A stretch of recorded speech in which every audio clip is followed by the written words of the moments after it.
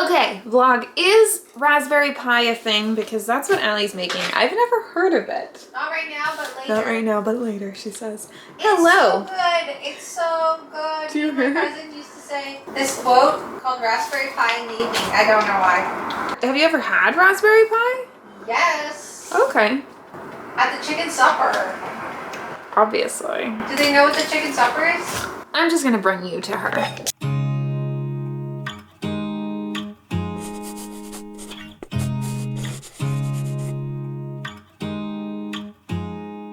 Hello from my my perch. Oh hi, welcome to the vlog. We didn't start it. This is it. Welcome to the vlog, and you're gonna get some stories about the chicken supper. Okay, if anybody is from maybe Ontario, you had a chicken supper, or maybe it's like a small town thing. Was it a church thing? Yes. I was raised Catholic, so my family is Catholic.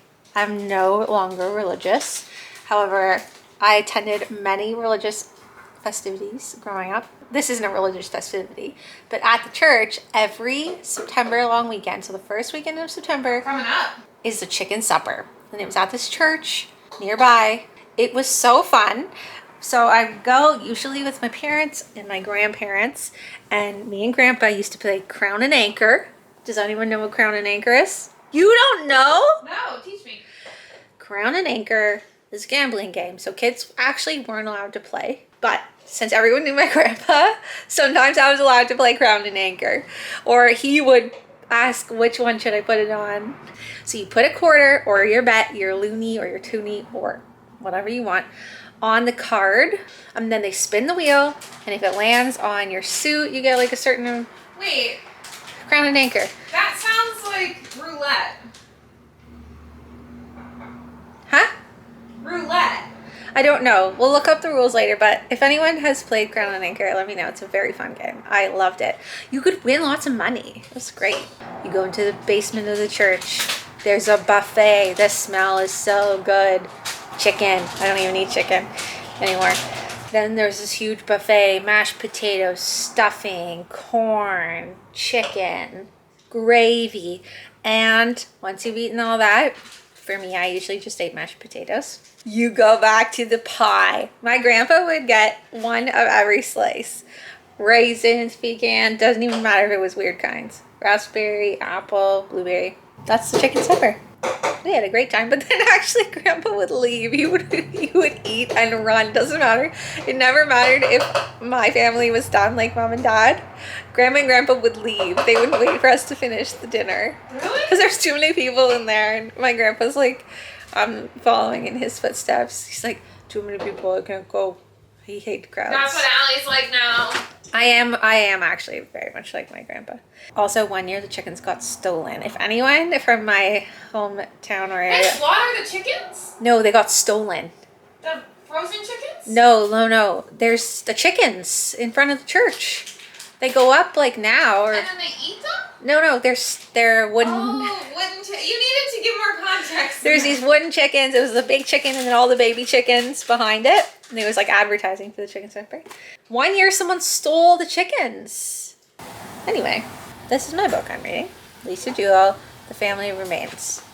I believe she also wrote a book called The Family Upstairs. It's very good so far. I did just read The It Girl by Ruth Ware, or I don't know how to say it, W-A-R-E. It was fine. It was okay. I would like read it, but don't hold your breath.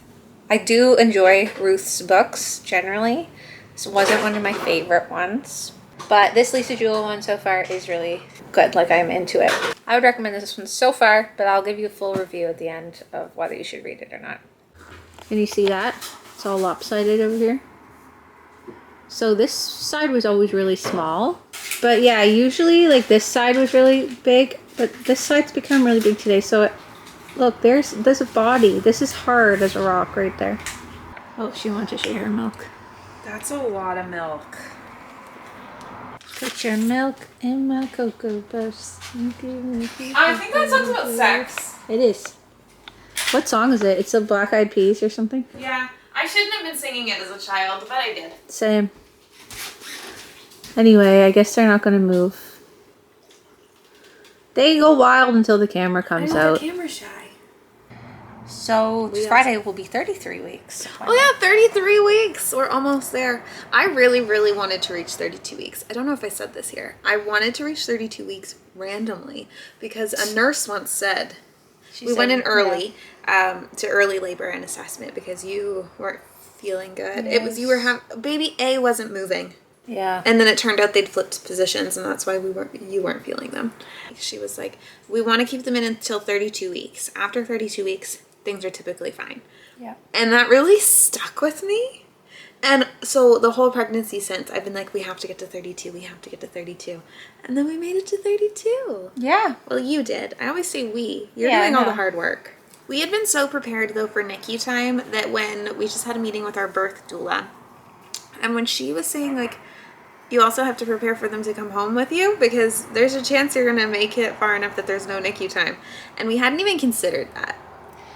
I know. We were like, oh, here's what we're going to do if one baby's in the NICU. Here's what we're going to do if they're both in the NICU. Like, here's how we're going to navigate all of that. We never considered. We could just bring them home after 48 hours if everything goes I know. well. I always think that the worst is going to happen. I'm like, oh, this is going to happen. But so far, none of it has. Yeah. Nothing bad at all, knock on wood. It's been very smooth.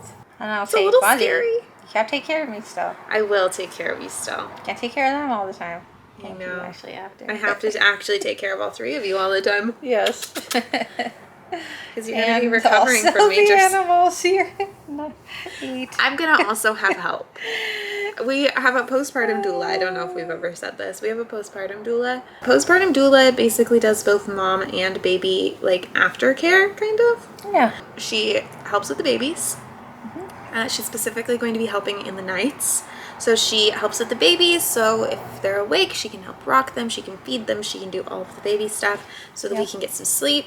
And then she also, when the babies are sleeping, does like cooking and cleaning and all of those kinds of things to like help support us. Yeah. To make our lives easier. So we have her for the first month, a couple nights a week. It was a big expense, like a big splurge on our part, but I think we're really going to appreciate it. Oh my With you gosh, recovering yeah. from a C-section and 2 babies, Just having like, some, we need it. Some help. Yeah, it'd be great. And then we'll have your mom if we really need. Can't believe they're going to be here so soon. I know. I'm making dinner. I'm making corn on the cob. I made guacamole, making raspberry pie, and risotto balls. Those are just heating up. Oh, and some iced tea. I am so proud of you. Why? Look, I came down and you're vlogging, and I didn't even have to ask. Wow. Here's my berry pie. I think it's gonna be good. What do you think? 3 girls. Okay, that's not a cut on somebody's head. We spilled something. It won't come off. So I know you all are very, very curious about our home renovations. So we did more this weekend. I didn't document it, but I can show you now what happened. We are still working on the basement, and oh my gosh, I love this. I love this update. It's so good. Ready? We have a floor. I love it. So this is the same floor that we put in, you'll recognize, upstairs in our room and the nursery, and also the same floor we put in the guest room. So it's the same floor, continuous down here, and it was a lot of work. The floor isn't very even down here because it's an old house and a concrete basement. But oh my gosh, it looks so good. It actually looks like a real room now. So I'll give you an overall look at it. So we come down the stairs. This is what it's looking like. And then the walls are done. The floor and the room. We also have that wall up now. So that's where a really big door is going to go. And the reason it's so big is because these stairs are really thin and rickety. So to move furniture in and out, we actually have a door, a basement door back there. So that is so that we can move big things in and out. Next steps are obviously getting the seam filler to come. I think we finally sent him the photos he needed to know how much material to bring. So that is going to be done. And then we still need a ceiling. So WrestleMania is happening. The dogs love the open spaces. My next goal is to actually move everything out of here that doesn't belong and organize all of our storage areas.